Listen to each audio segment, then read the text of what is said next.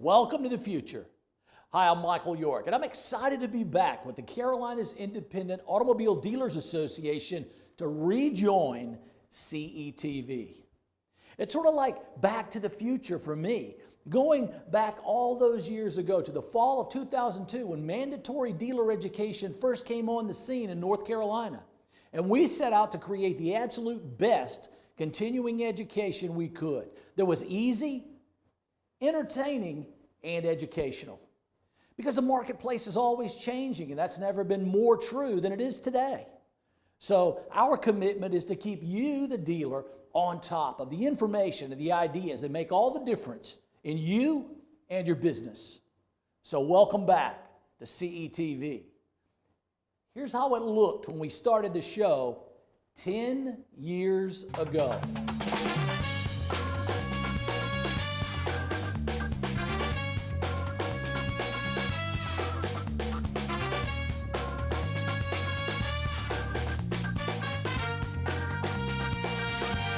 Welcome to the show. This show is all about you and all about learning. It's our continuing education show for you, the independent dealer. I'm Michael York, and you are a leader in learning, about how you and your business can be even better. What you're about to see is the continuing education series now required by DMV for every independent dealer. Now, as you might imagine, in the beginning, mandatory dealer education was met with just a bit of resistance from the thousands of dealers across your state. But even those who weren't exactly thrilled at the prospects of dealer education in the beginning have told us the benefits and the value of what they've learned have been nothing short of amazing. Believe it or not, continuing education is for your benefit and protection, to protect and give confidence to the car buying public. Its purpose is to help you grow your business, understand the laws, build your image with the customer, and raise the bar on what it means to be a professional dealer. If you're new to cetv, welcome. And if you're back for more, thanks. My job, with the help of our cast and crew, is to bring you the future of continuing education on your television, right in your own home or office. CE on TV. At the Michael York Learning Center, when we set out to bring cetv to independent dealers, our goal was to provide you with continuing education that's educational, entertaining, and best of all, easy. Hey, if you're an experienced dealer, you've been around the block, you already know a lot. But consider this, what could one good idea mean for your business? Or how bad could things actually get for you if you were only breaking one law? If it's the right idea or the wrong law, the results could be dramatic or devastating. Michelangelo once wrote that our greatest danger in this life is not that we aim too high and miss, but that our aim is actually too low and we settle for less than we can become. Hey, this is the future, and the future says let's do something big, because big's available. Imagination, new information, and new ideas brings a wealth of opportunity to each of us, both personally and in our business.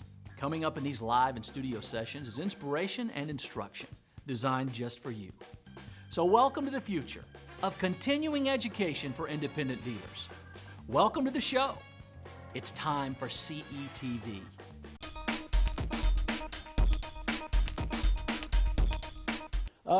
It's my job to sort of get things kicked off, but I thought, and I appreciate all the speakers who were up here this morning, but I thought Colonel Schwedo, man, he really got me going when he was talking about level 5. You guys pick up on that? Hear the level 5? It's like you get in, turn on the TV, and you're in Miami. So that's really sort of setting the stage for what I want to talk to you about this morning in the short time that I have available. We're only going to be together for a few minutes. So I'm going to ask you to stay with me because I'm going to move pretty quick. Unlike when you've seen me, how many of you guys know me like in this way, as John was talking about? That the Master of Ceremonies, thank you very much. I've only been doing it for about 15 years, so you could have missed it. But if you've been to NIADA, I've had the privilege over the last 15 years to sort of be the guy in the chair that gets to sit with some amazing individuals all across the country every year. Now, my real job before that, or during that time, was being a speaker and a coach and a consultant and all those things. So there's actually been we just last year crossed over 1,000 audiences. So that just means I'm old.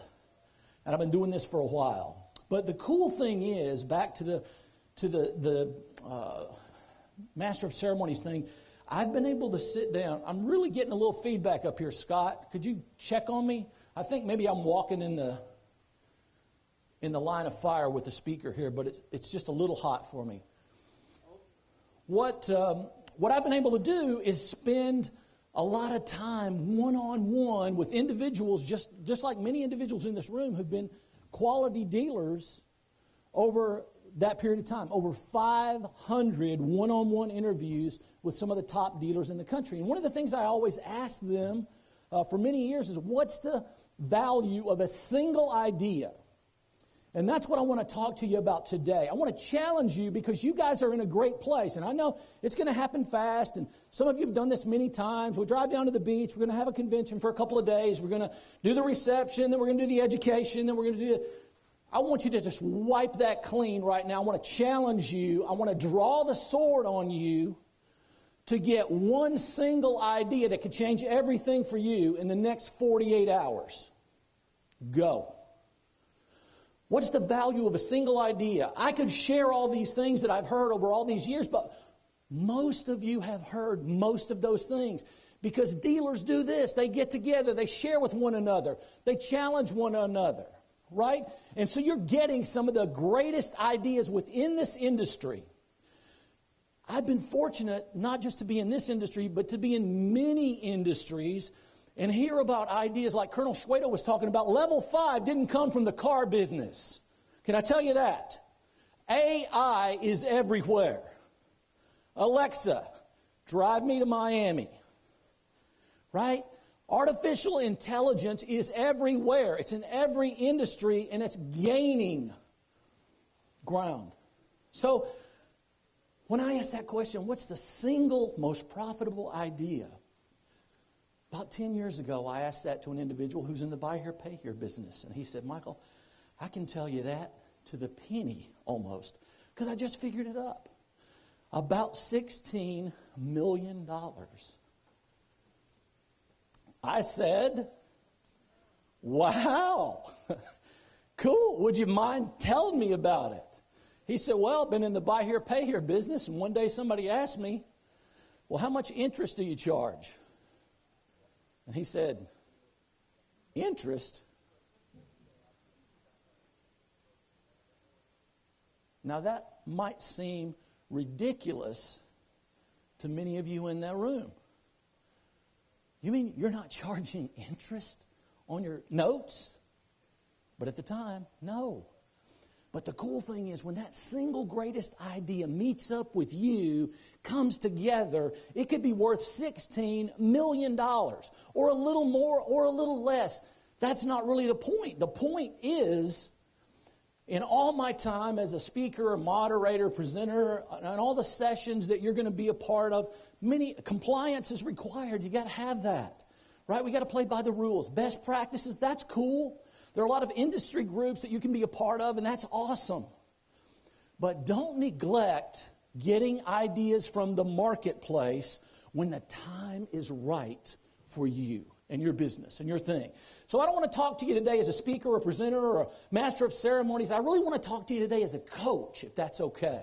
Any coaches in the room? Yeah, so good for you.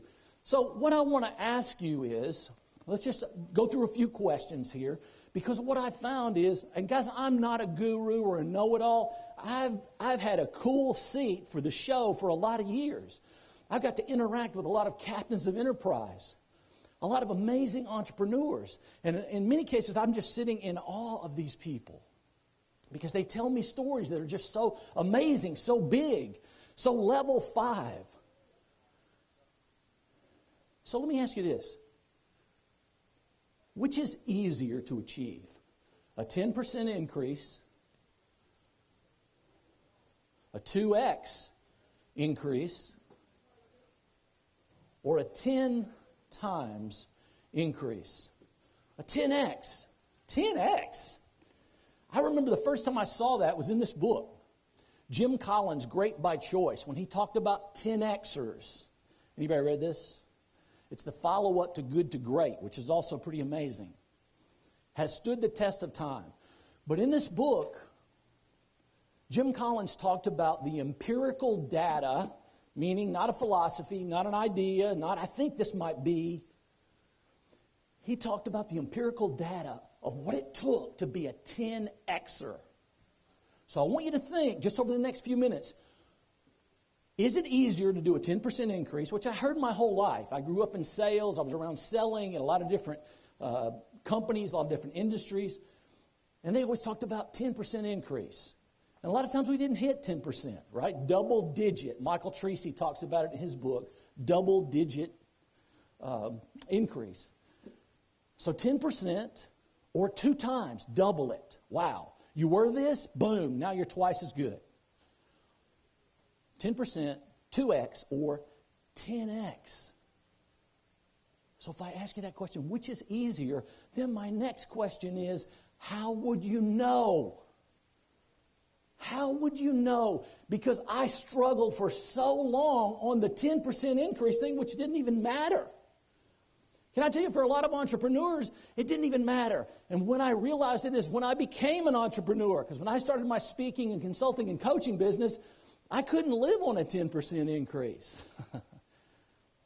Right? I needed a 500% increase. I needed a 1,000% increase year over year. In 2001, I spoke 101 times and made $13,000. Not a lot of people lining up for that gig, I'll tell you. Right? But most of those were free. Speaking of West Charlotte Rotary and the Matthews Luncheon at Chambers. But here's what I found. The paradigm that Stephen Covey talked about is absolutely true. It's the frame of reference. It's how we see things or don't see things. It's how we're conditioned, preconceived ideas. And some of you were saying, as a young guy said to me not too long ago when I showed him the video I'm about to show you, he said, that's ridiculous. 10x, 10 times, can't be done. Well, I guess. Because if you've already made up your mind, then I already know that's probably true. One of the first talks I ever did at NIDA was 2002 at Disney World, where I said the impossible is done every single day. Disney makes the impossible look routine. Once upon a time, light, flight, 4-minute mile, a man on the moon, and level 5 AI driving you to Miami while you watch TV in a car was impossible. But not anymore. Because 10x advances are happening every single day somewhere. But if your paradigm and my paradigm is the frame of reference and the way we see or perceive things, it's hard to get your head around 10x. So I want to play you a short video. It'll last for about 2 minutes. This video messed me up. One of my coaches, Dan Sullivan. Anybody ever hear of Dan Sullivan? A lot of people have spun off from Dan Sullivan because he's been coaching since the 1980s. And there's some pretty famous people in the car business, in the car industry, who talk about some of his stuff. I'd like to discuss an idea that really gets people's attention when I say it, and this is the idea that as an entrepreneur, it's a lot easier to grow 10 times than it is to go for 2 times progress and growth. Now, when I say this, I can see people's heads shake, wondering how this could possibly be true, and I say it has to do with what immediately happens to your thinking, your innovation, your decision-making, your communication, and your action the moment that you fix your brain on a 10 times goal. The moment someone seriously commits themselves to the idea of 10 times, they visualize where they want to be, and intellectually they engage with a future 10 times result.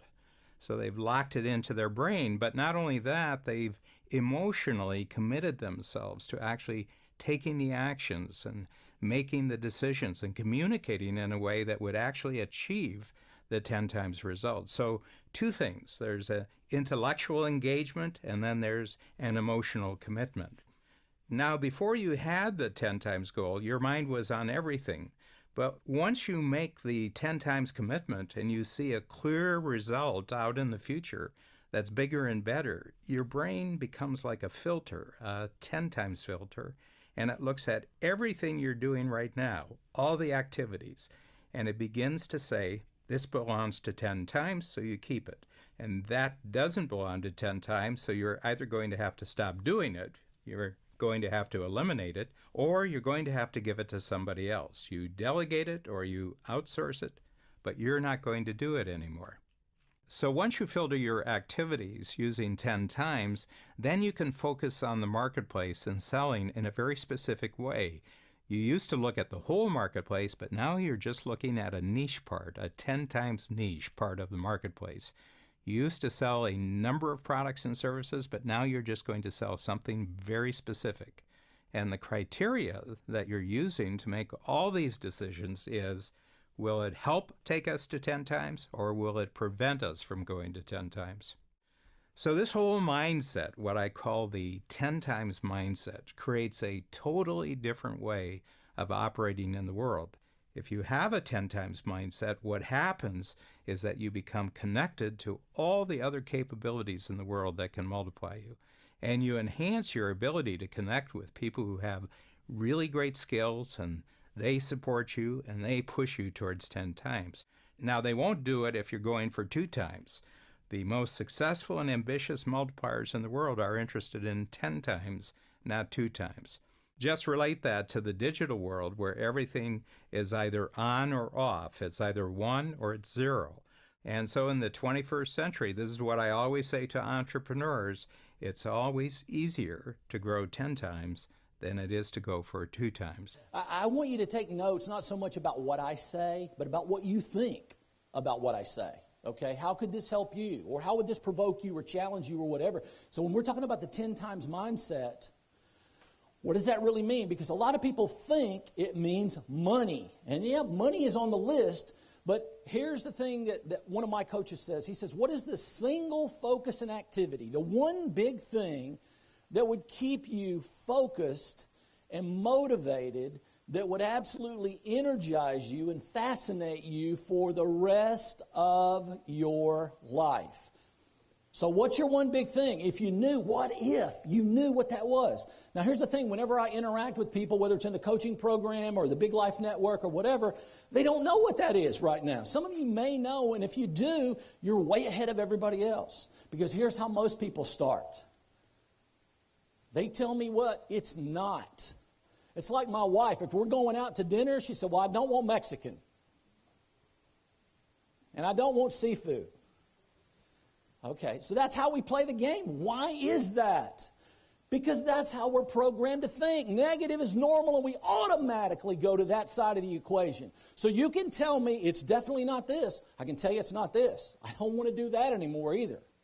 When I was a director of sales for 10 years in the media world, I did about 8 or 9 things that I hated doing so I could do the 2 or 3 things that I loved doing.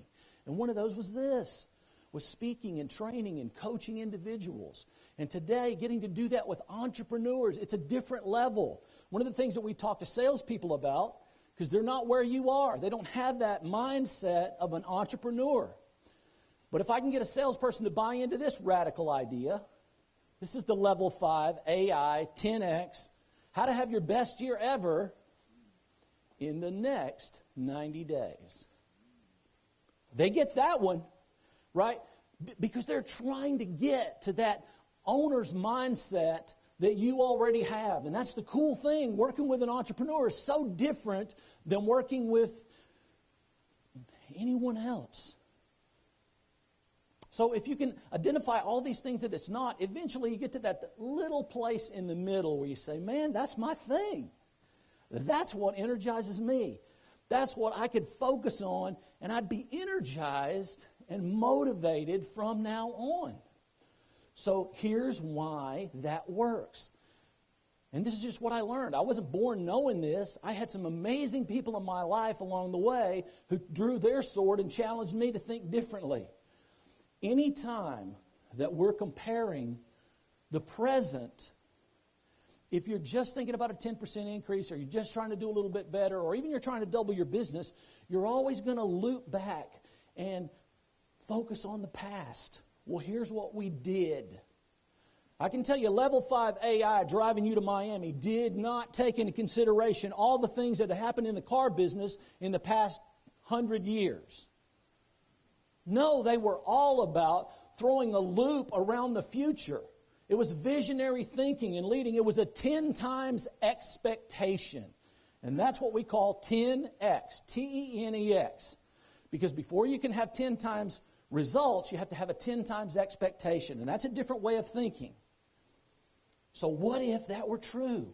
What if trying a new thing for you could actually make that so? This is my friend Manny Ahomey.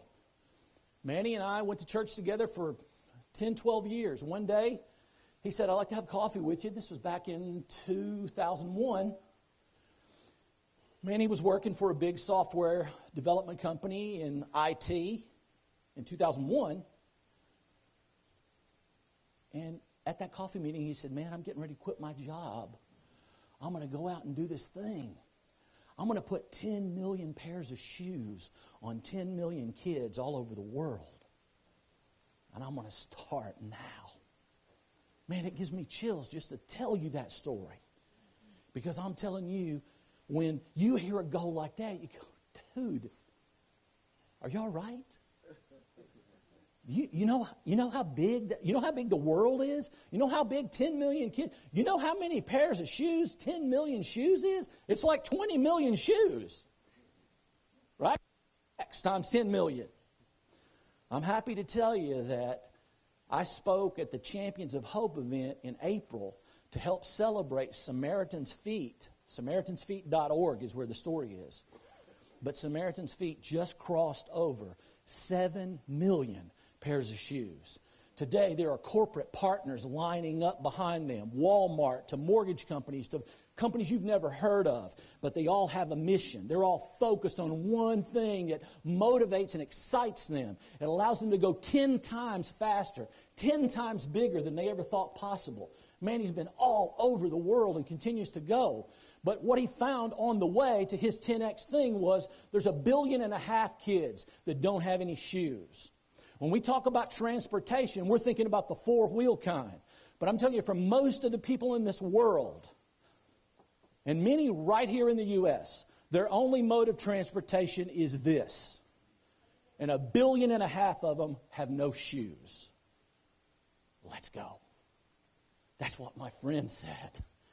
10 times is not even enough. 10 million pales to 1.5 billion. 0 shoeless children. That's the mission. Wow. How do you get your head to that place and create the kind of energy that it takes? First, you got to get rid of the stuff. Stuff is what sucks all the energy from you, from me. Those 8 or 9 things that I hated doing.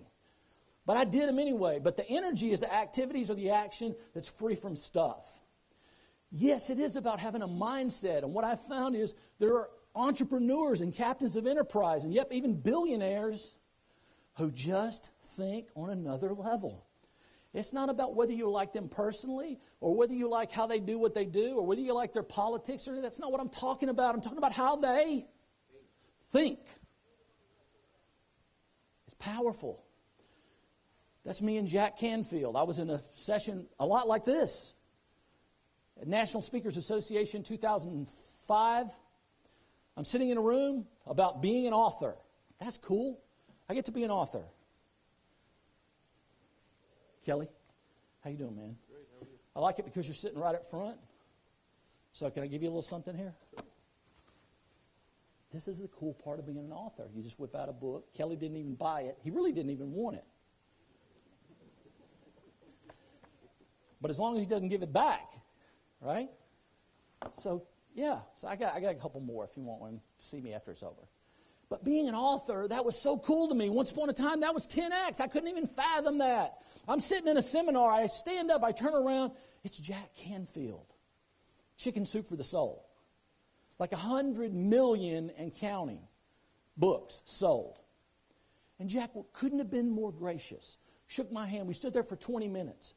He told me the story about how 26 publishers said, nope, not going to do it. Get out of here. You got to be kidding. We're not publishing a book like that. He said, but when that last publisher said, yes, we'll do it, he said, in my mind, I had already seen that book selling millions of copies. Now, he said, I got to be honest with you, I wasn't thinking quite this big. But here was the takeaway for me. He said, Michael, sometimes you got to think bigger than you can prove right now. Wow. Man, what does it take to say, I'll put 10 million pairs of shoes on 10 million kids, or I'll sell 100 million books that'll encourage and inspire other people in all walks of life, all over the world. That's 10 times, 10x. But first you have to create the expectation. There's a mindset, sure, but there has to be a model. There has to be a method. There has to be a way to get there. But when you have all those things, magic happens. Because when you have that energy, get rid of the stuff. It's what you've heard, in the zone, right? It fascinates you. It inspires you. It drives you. And as captains of enterprise, you already know that feeling. Most, if not all of the people in this room have done 10x at least once in your life. Because when you started your dealership, you couldn't make it on a 10% increase. 2x was not enough. Hey, sold a car. Maybe I can sell another one. That'd be 2x, right? Hey, I sold a car. Then I sold 10. 10 times. Sold 10, now sold 100. 10 times, right? But you weren't thinking that way, and neither was I. Until you get your head around what is 10 times. And I said it's not just about money. Here's a cool list. It could be about confidence or revenue or profits or wealth or free time or health or a lot of those other things. Most of the people that I interact with narrow it down to these 5. Money has to be involved, right? More energy, less stuff. More connections, more relationships, better health, live longer, enjoy life, quality of life, free time. Free time. How many of you guys know that actually does exist? Right? I know a lot of entrepreneurs, man, they're all about 80, 90 hours a week. I understand. I've been there. I've had old school people speak into my life when I was young. Son, if you want to have anything, you've got to work harder than everybody else. You've got to work longer than everybody else. But what I found is when I had kids, and especially now with grandkids, that didn't fit the model for me. That was not the model that I wanted as a part of my life. I still love what I do and what I get to do. But I had to have a different model. I had to have a different way to make it happen. That's 10X. That's living big life. That's what we call it in the network, in the coaching program. It's other individuals. So maybe you've heard of things like Genius Network and Strategic Coach and things. It's all based kind of on the same model because all those people I've interacted with for 15 years. But living big life for me means, yep, I get to play the banjo once in a while. Or a lot, or every day. That's my goal, every day for at least 5 minutes. Now, I don't get it every day, but I get it way more days than I did 20 years ago. I got to be with the grandkids. Because, see, somebody lied to me as a young salesman. Young salesmen get lied to every single day. So do not so young salesmen. Somebody told me over and over again, time is money. I'm telling you that is not just a myth. It is a lie. Because I don't care how much money you have, how many millions in the bank. When that 2-year-old becomes 5, you're not buying those 3 years back. I wrote in my book, Becoming Uncommon, when I was 8 years old, I thought my dad was the most powerful, smartest, most amazing man in the world. Right? When you're 8, that's what you see. When my son was 8, I could see he thought the same thing. But 10 years later, I couldn't even get an interview for that job. Right? So I'm telling you, time is not money. Time is way more valuable, at least 10 times more valuable than money. How do you want to do it? How are you getting recreation in there? I travel a lot less. Once upon a time, I was 30, 40 planes a year. You know, I love a 3.5-hour drive down to the beach. That's easy. That's cake. But I do a lot of stuff online, do a lot of coaching on the phone, just talking with people. Because people can't get together 4 times or 6 times or 8 times a year. They're busy. They're trying to unload meetings, not have more meetings. That's not how we coach. That's not how AI works. That's not how we drive you level 5 to Miami, right? You have to get rid of the stuff and increase the energy. Stuff is anything that others do better, anything that drains your energy, any relationship that's going nowhere. You need to identify it, delegate it, and or stop doing it. Because what if it were true that you could organize the rest of your personal and business life around a single focus and activity, your one big thing? And maybe it's one big thing in life and one big thing in work. That'd be cool too. So a lot of people say, well, I got a big thing in life, but I got a big thing in work. Awesome. That's not 10 things. Right? That was another thing that messed me up. Here's a guy who was doing 90 hours a week. Thought that was the only way. So then the big question that came out of that was, how big could your business grow if, here's the big if, you could master delegation? I read that from John Maxwell in 2005. John wrote a book called Thinking for a Change. And in that book, he talked about the 10-80-10 rule. But I missed it. I wasn't ready. I wasn't thinking with a 10X mindset. Here's what John said. I'm in on the first 10% of everything. Every project I touch, the first 10%. Guess what happens to the next 80%? Somebody else makes it happen, delegates it. And then the last 10% comes back through John to make sure it's exactly the way it should be, exactly the way we want it. Good job. Way to go. Bang. 10 times more gets accomplished with the 10-80-10 rule. So, where are you getting your best new ideas? What if they were somewhere else besides your industry? The marketplace is bigger than the car business. Let's just hypothecate here and say that were true. That AI drives a car to Miami, level 5, didn't come from an idea inside the car business. You know, one of the cool things is when you start thinking about 10 times, whether it's in your life or your work, it's about free time, it's about building your business, it's about selling more cars, whatever your thing is. One of the entrepreneurs that I don't have time to play for you, not only 10X'd his business, when he started pursuing that 10X mindset, when he, like Manny, set out to do a 10 million thing or whatever, he was making about $250,000 a year, working 300 days a year. But just a couple years later, he 10X'd his income to $2.5 million, and he only works about 30 days a year. Because 10-80-10 really works. So here's what I want to leave you with, guys. Everything is in front of you the next couple of days. I want to challenge you. Hopefully, you've been provoked. Not everybody. I know what I have to say is never for everybody, right? President Lincoln said that, I think. But for somebody, bang, could it be the right time to live through an impossible situation? You don't need to have the reflexes of a Grand Prix race car driver. You don't need the muscles of Hercules or the mind of Einstein. What you need to know is what to do. What to do in your situation. As long as what you want is possible and attainable, even if it might seem impossible or big. You want to be successful, you just need to know what to do. So let me leave you with this. I know I moved pretty fast. I covered a lot of ground. I had a lot of stuff. If there was a slide that you didn't get, if there was a question that you had, if there's anything that you want the Truth on Time ebook. It's about a 70-page book. Or maybe you'd like a copy of the 10 Commitments. Whatever you want. I'm not here to sell anything. I'm here to give it away. So if you want it, you email me. leader@michaelyork.com. leader@michaelyork.com. If you have a question about anything I talked about today, or you just want the free stuff. I just got an email from Texas, and the guy said, Michael, I was in your session. Just send me the free stuff. That's cool. I'm happy to do it.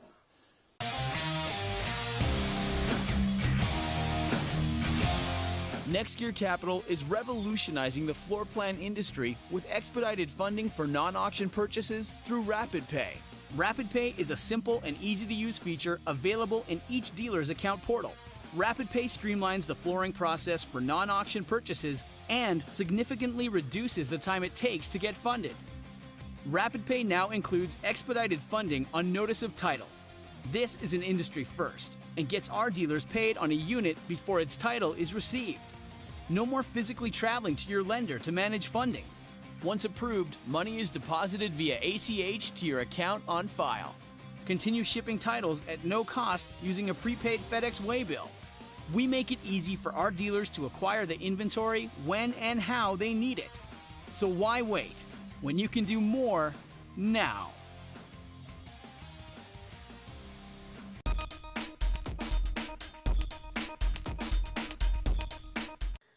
Welcome back to CETV. I'm Michael York, and I'm joined by Director of Education for the Carolinas Independent Auto Dealers Association, Ms. Squeaky Henry. Hi, Michael. Madam Nice. Henry. Thank you. So Nice good to be with you today as we get ready to invite some dealers into a classroom setting, and you do that hoodoo that you do so well in the front of the room, and I'm looking forward to all the things that we're going to learn. We are. Here in the next little while. So the first thing I got to ask you, though, as we roll your name and your title across the screen here, is Squeaky. Well, I could make up something creative, but the truth of the matter is, when I was a baby, when I cried, I sounded like I squeaked. So I was nicknamed Squeaky by my father, and it has stuck for these many decades. So it seems relatively normal to me. It's like calling you Michael. And so, yeah. So Squeaky I struggle to answer to a given name. There you go. There you go. Well, I know in talking with you that you haven't always been in the front of the room. There was a time when you, as a dealer, actually sat in those continuing education classes yourself. This is true. I have somewhat come full circle. I started out as a franchise dealer in sales with no knowledge of the car business whatsoever, and ultimately worked my way through to an independent dealer before getting my dealer's license. And when I got my dealer's license, I came to CIADA and took my pre-licensing education and my continuing education as I continued that for a number of years. So now I have come full circle that I'm standing on the other side of the tables now, telling everybody do as I say, not as I did. Well, and you've heard all the stories and as I have. Oh, I've been a dealer for 30 years. Why do I need continuing education? What do you say to a dealer? Why do they need continuing education today? Well, because everything is changing. You can't depend on the DMV to notify you when things change. And if you aren't going to continue to grow your education, then you aren't going to continue to grow your business. So if you do the same things every day without improving those, you may have a sustainable business, but you won't grow your business without growing your education and, continually trying to strive to do better. So. Absolutely. I couldn't agree more. And one of the things that we've found over the years, and this is sort of you mentioned full circle, it's me coming back into a loop that we started many years ago.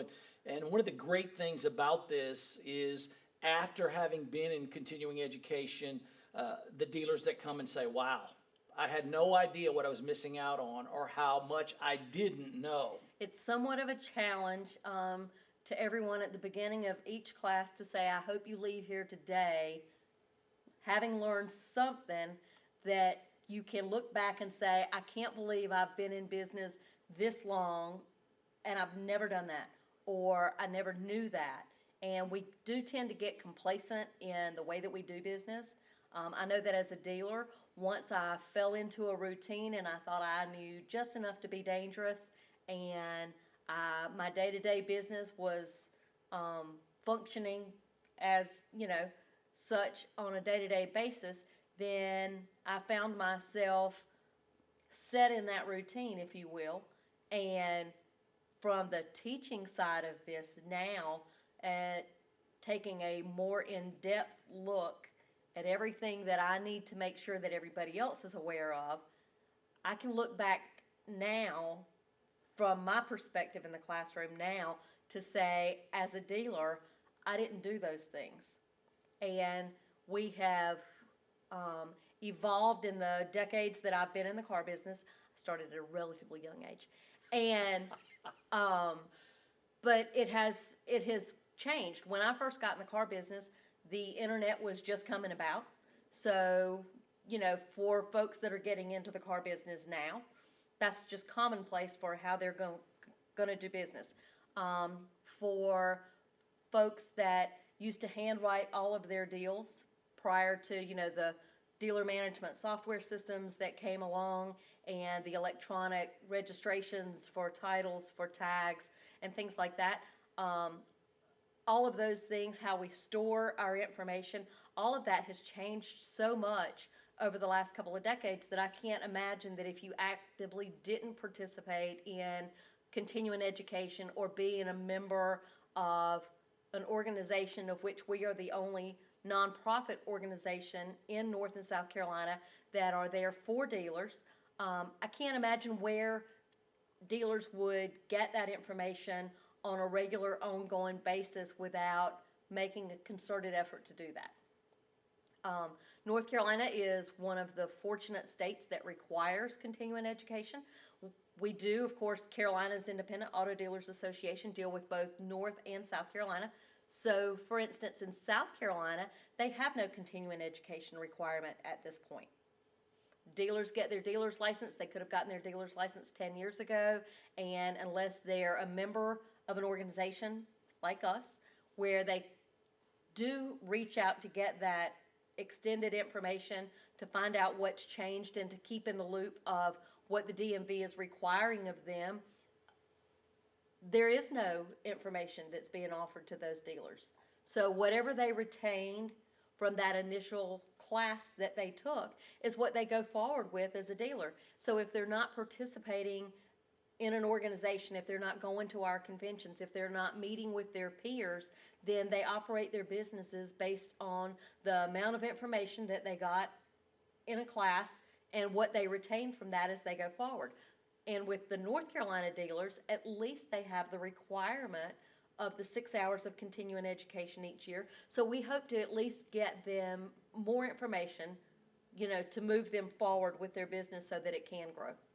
Yeah, because for a dealer or for anyone else in business, betting on the fact that the marketplace or the way you do business hasn't changed in the last several years, not a bet you're going to win often. That's not a bet you're going to win. No. Well, thanks for taking some time. We're excited to go in now and learn something. Here we go.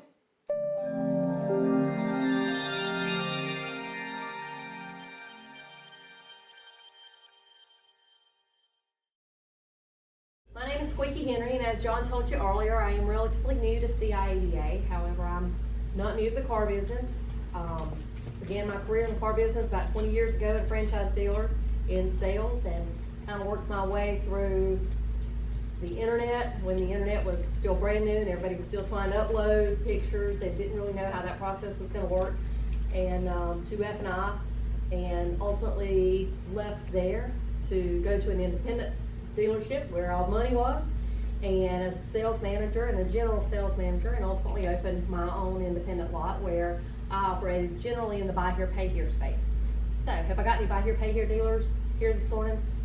Not many? I asked that question because there's a part of this book that we can kind of gloss over when we get to it that's mostly going to pertain to buy here, pay here dealers. And so we won't spend a lot of time on that this morning. And as John said, we will take breaks, generally every hour or so. Lunch is going to come in about lunchtime. If you didn't get enough to eat at lunchtime, it's your own fault. And this afternoon, we'll dim the lights and get out our mats. So we do appreciate you being here this morning. We do know that you have a lot of options as far as other options, that you don't have to be here, that you can take this course online. I will say this, if you are taking the course online, you don't have the opportunity to meet with your peers and talk about things that are going on in the industry, and it's not an interactive process. And of course, there will be no complimentary lunch. Notice I didn't say free lunch, because in the car business, nothing's free. You pay for something for everything. So you guys pay for the class, the lunch is going to be complimentary. So we'll get started this morning. I hope that as we go through the course of the day, I realize that all of you guys have been in business. You've all got your war stories of things that you have done. So I hope that some of the information that I can give to you may be new information. Has anybody been in the business less than 5 years? Okay. Anybody been in the business longer than 20 years? So we got a range. I hope that some of the information that I can give to you today may be new information, that I'm not just going to bore you to death all day. Some of the information that we go through will just be a refresher, and then some of the information that we go through as the course of the day progresses will be just reminders, so that if you've gotten away from any best business practices as you do business on a day-to-day basis, we want to tell you kind of what the hot spots are with the DMV, what they're looking for, things that you should be focusing on, and just to make sure that some of those day-to-day things you've not gotten away from a routine of best business practices. So, we're going to talk about some updates and we're going to talk about some changes. John's done some of that early this morning. I'm going to go through a little bit more of that. We are going to talk about some titles and title work as the day progresses, and we have began offering a title class basically about once a month. So if title work is difficult for you, if you've got title clerks that may be new to your business, that you need help in that regard to make sure that your title clerks are being trained, or if you wear that hat and if that person happens to be you, that you're getting your money turned over quickly, you may want to consider coming and spending a few hours with us on a course once during the month, so that you are making sure that you're getting your paperwork done completely and quickly, getting it to the DMV, and making sure that you get your money turned over faster. This afternoon we'll go through some information that may just be refresher information and wrap things up at the end of the day. We do, of course, encourage you to ask questions throughout the day. If I don't have the right answers for your questions, then I'll make sure that I get them either while we're on a break or before you leave this afternoon would be the goal.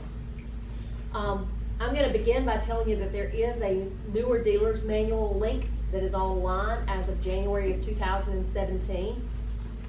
I encourage you to go to this link. I've gone through this as recently as yesterday just to make sure that the links have not changed, and how you navigate to get to there is accessible using these directions.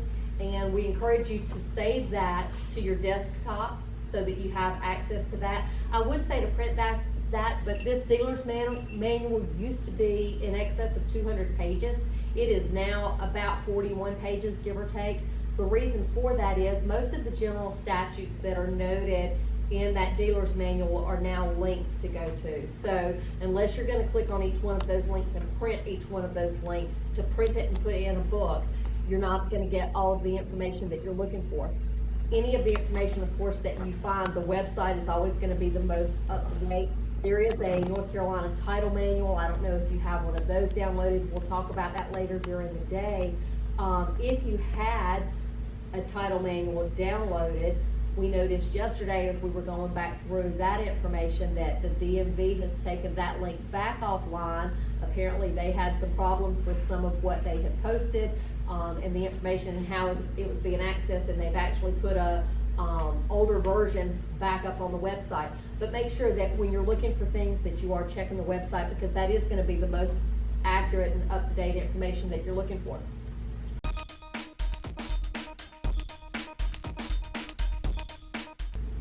So one of the things that I found to be interesting was titles that are noted ONC.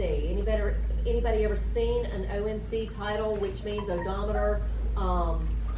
There is no odometer disclosure statement on file for that vehicle. I can't say, this was, like I said, when I was going through the information, looking for information that would be helpful to you, I thought I might pull some of the things out of the rules and regulations that are not routine things that you do every day. We'll talk about a refresher, some of the refresher items later in the day, just to make sure that you are in good business practices and doing what you're supposed to be doing on a regular basis of those. But the odometer not certified is a result of when the seller of that vehicle wasn't available to sign the odometer disclosure statement.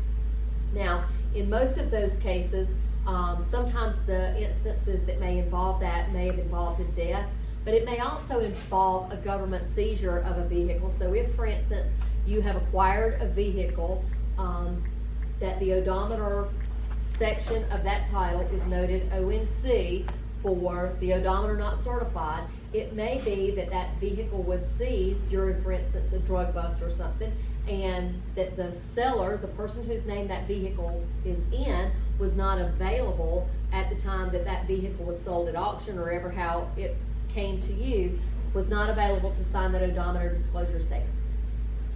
The ONC brand on a title is one of few brands that can be removed from a title. Most of the brands that you will find on titles, for instance, the flood or the recovered theft or reconstructed salvage, those types of brands cannot be removed from a vehicle title, but the ONC is one that actually can be removed. What's going to happen is that seller, whether it's a government entity or an individual that is selling that vehicle to you, is going to certify the mileage and the title is going to be branded ONC. So if, for instance, you got that vehicle from a sheriff's department at a local auction and the seller whose name that title was in was not available to sign that odometer disclosure statement, and that title now has ONC on it, when you get that vehicle on your lot and you have that vehicle inspected and you put your buyer's guide in the window and you offer that vehicle for sale, and Thomas comes in and he's going to buy that vehicle, at that time, I'm going to put the accurate mileage on Thomas's paperwork, and I'm going to certify that, and when I take that paperwork to the DMV and have that title work done, it's actually going to remove that ONC from that title. So it is one of the few brands that can be removed. You still want to make sure that you're pulling a vehicle history report, because you do want to know the history of that vehicle. You don't want any surprises in that regard, and you want to make sure that the ONC is the only reason that that is on there, and that's going to fall off. But it will come off. As far as specialty titles, this applies to like antique vehicles that are over 35 years old. And if you, for instance, acquire an antique vehicle, something that's over 35 years old, and that doesn't seem very old anymore. My first car was over 35 years old. If you get an out-of-state title with an antique vehicle, you're going to have that vehicle inspected by a North Carolina DMV officer and photographed before you can get a North Carolina title issued for that vehicle. This also applies to custom-built replica vehicles, where you may have to fill out the MVR 55, which is going to be an affidavit explaining the history of that vehicle, and it may or may not have a title when you fill out that affidavit. You're going to explain where you got the vehicle from. If, for instance, that vehicle came from South Carolina, it may not, and you don't have a title, you're going to fill that out on this MVR 55, and you're going to show proof of ownership where you purchased this vehicle. And you may actually have to get an indemnity bond to do that. We're going to talk about indemnity bonds as the day goes on. And that particular vehicle is going to be titled, or going to be branded specially constructed vehicle. So we'll talk about those. There are some states, some out-of-state titles that you will get that if a customer for now brings a vehicle into you and they have their North Carolina title, 99% chance there is no lien on that vehicle, or the lien has been satisfied, or your customer wouldn't have that North Carolina title. Well, that's not the case in other states. Not all states will send that title to the lien holder. So you need to be aware that all states don't operate in the same manner, because, for instance, there are a number of states, including these: Kentucky, Maryland, Minnesota, Missouri, New York, and Oklahoma, that will send the title to the owner even if there's a lien. Now, they may send a separate lien document to the lien holder of that vehicle, but that customer actually possesses their physical title. So you want to make sure that if you're getting titles from out of state, whether it's from a customer or from an auction, that the lien on that title has been released. And you want to verify that, because you may actually have to get a separate lien release document from a lender. Not all states, there's still only a couple of handfuls of states remaining that require notarization on titles. North Carolina, of course, is one of those. This is the list of other states that still require that the titles be notarized. There are a couple of those, for instance, Arizona and Ohio, that only require that on private sales. If you're purchasing from a dealer, then those titles don't have to be notarized either. So you want to be aware of those. There are some differences in the title brands. The one that we talked about was the ONC, which is one of the brands that can be removed from a title.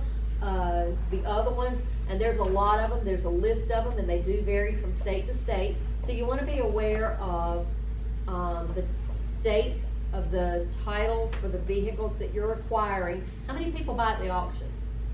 Most everybody buys at the auction. Does everybody buy only at North Carolina auctions? Have I got anybody that buys in South Carolina? See, I've got South Carolina folks too. And for me, my dealership was on the North and South Carolina line, so I bought a lot in Darlington. I got titles from other states as well. I didn't just buy from North Carolina auction, although I did buy a lot from Greensboro. But the difference is in those title brands and what they mean and whether or not you have to disclose them to your North Carolina customer. There are lemon law brands on titles. Most of those will apply to new car dealers, although when a vehicle has a lemon law brand on it, you may see that appear on your title. Bond brands, you could have a title that is labeled bond, and that just means that that title was issued without a previous title, without a prior title, or it may have had an indemnity bond used to have that title issued. One such as a former taxi or a former police vehicle, those are not necessarily brands that you have to disclose to your customer, but I would say that you want to disclose those to your customer. You want to make sure that you're pulling that vehicle history report, and you still want to make sure that you're disclosing that information to your customer. Because you know and I know that if you've got a vehicle that was used as a taxi or a police vehicle, those vehicles will probably run harder and than any of the other vehicles, and they probably weren't as well maintained, for instance, as an off-lease vehicle. So you still want to make sure that in the, for transparency's sake, that you're still telling your customer what you know about that vehicle. There are some that have unrepairable or non-repairable brands on them. For the most part, those are going to be vehicles that, if they have any type of a salvage title or where they were sold as for junk, you can use those vehicles for parts, but in all likelihood, you're not going to get a North Carolina title reissued for something that has been sold for junk in another state. The fire and hail damage, and my most fun one's going to be the Tennessee meth brand. See, I told you I'd wake you up sometime during the day. There are not only one, but there are three, and I verified them yesterday. I did actually look them up online, that if you are taking in a vehicle from Tennessee, you could actually encounter a vehicle that has a meth brand on it. And it doesn't have, there's not just one variation, there's three variations of it. You have your regular meth car brand. Those, I'm assuming, would be from vehicles that were used for the production of meth in a personal vehicle. And then you have what's called the demo meth brand. I'm assuming that would be where a customer came in and took your vehicle out for a test drive, and while they were out on that test drive, see, this is why you need to know who's test driving your car. You need to accompany these folks while they're gone, and you need to know how long they're out on that test drive, because 96 hours is a long period of time. So you have your demo meth brand where those folks had taken a vehicle out, I'm assuming on a test drive, and they had attempted to manufacture meth while they were going on test drive.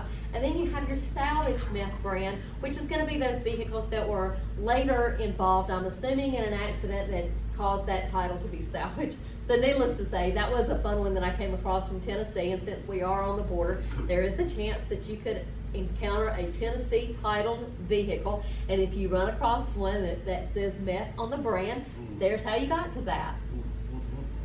There are a lot of states that there's a lot of variance between the brands from different states. Different ones don't have brands on them. If you do have a North Carolina, a vehicle in the state of North Carolina that has a brand from another state, chances are when you take, this is why it's important for you to run that vehicle history report and know the history of that vehicle, because chances are if you take in a vehicle from another state that has a brand on it that may not be a brand in North Carolina, when the North Carolina DMV gets that paperwork, chances are at that point in time they are going to issue a brand on that title that's going to most closely resemble that came out of state.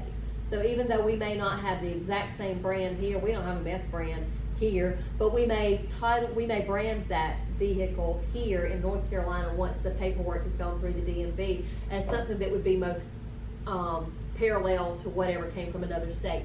The two states that I do want to point out to you are Alaska and Alabama, because these are two states that do not carry forward brands. And what that means is if, for instance, now that we've had all of the weather from the hurricanes and all the flooding that have just impacted and added to all of these flood vehicles that came about last year, about the same time when Irma came through and all of the ones that just devastated, the southern states, all of those vehicles are going to go somewhere. And they are probably not going to go to a state that requires that you disclose that they are flood vehicles. So it's very important that you know how to get access to these, whether you're running an NVIDIS report or the NICB report, that you have access to this information and where to get it that's going to get you the most up-to-date information, because, for instance, we probably don't see very many Alaska titles. Not sure how many Alaska titles there may be. But chances are you could see some Alabama titles. Well, the importance of knowing this is because Alabama being one of the two states that don't carry forward brands from other states, if, for instance, you had a vehicle that was a flood vehicle from Texas, and that vehicle was taken out of Texas and taken to Alabama and titled in Alabama, Alabama is not going to carry forward that brand from Texas. So when that title is issued in Alabama, that title is no longer going to say that it's a flood vehicle.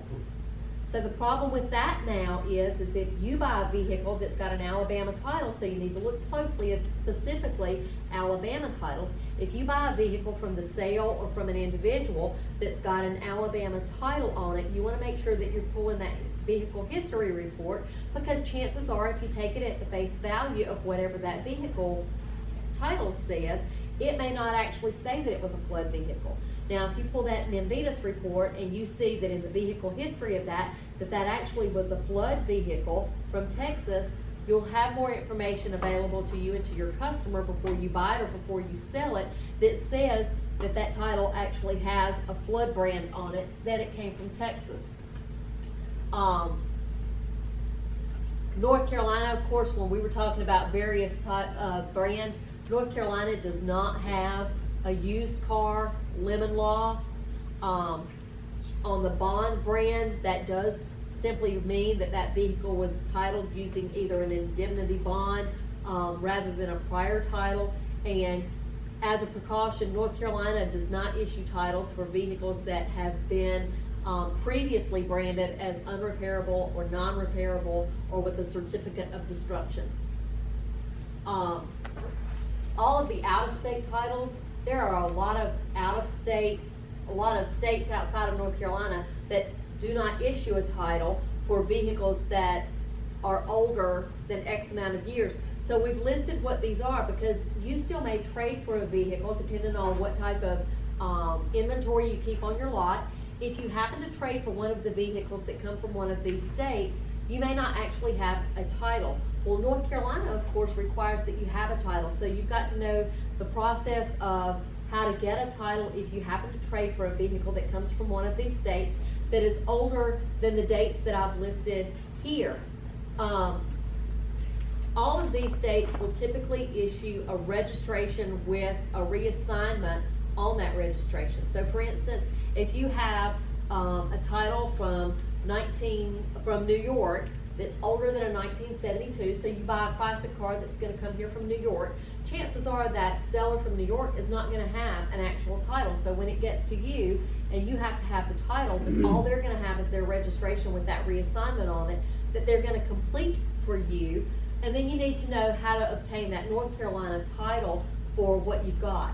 So what you're going to need is outlined here. You're going to have that registration with the reassignment on it from the out-of-state registration, and that owner's proof of purchase. You have to be able to show them. Sometimes that may be a little harder information to obtain.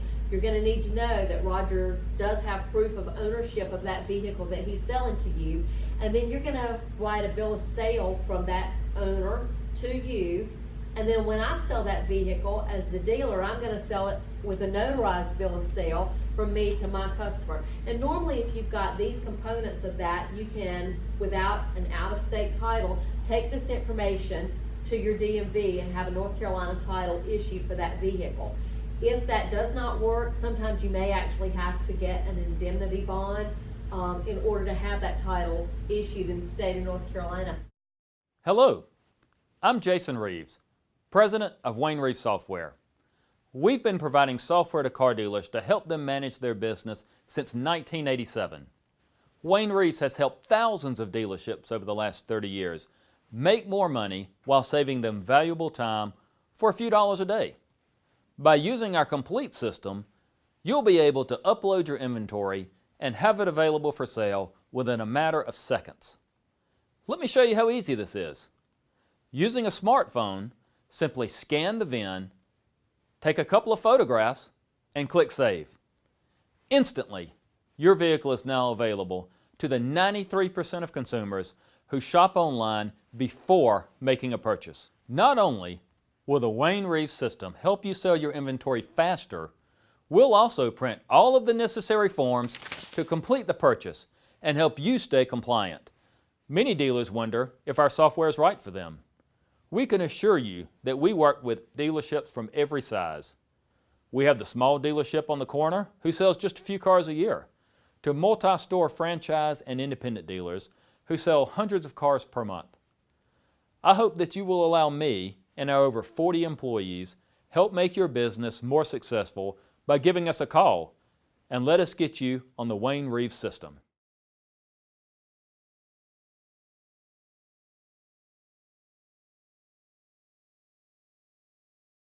A book was published that pulled back the curtain on top performance and high achievement. It said right there on the cover, this book could be worth $1 million to you. How many people believed it? How many individuals actually read it? Answer, not enough. Today, all these years later, Think and Grow Rich by Napoleon Hill remains one of the true classics of personal and professional development. Now, just to refresh your memory, Hill was commissioned by billionaire Andrew Carnegie to interview dozens and dozens of the most successful individuals of that era, to learn the how and the why and what each one had done to achieve phenomenal success when most people didn't.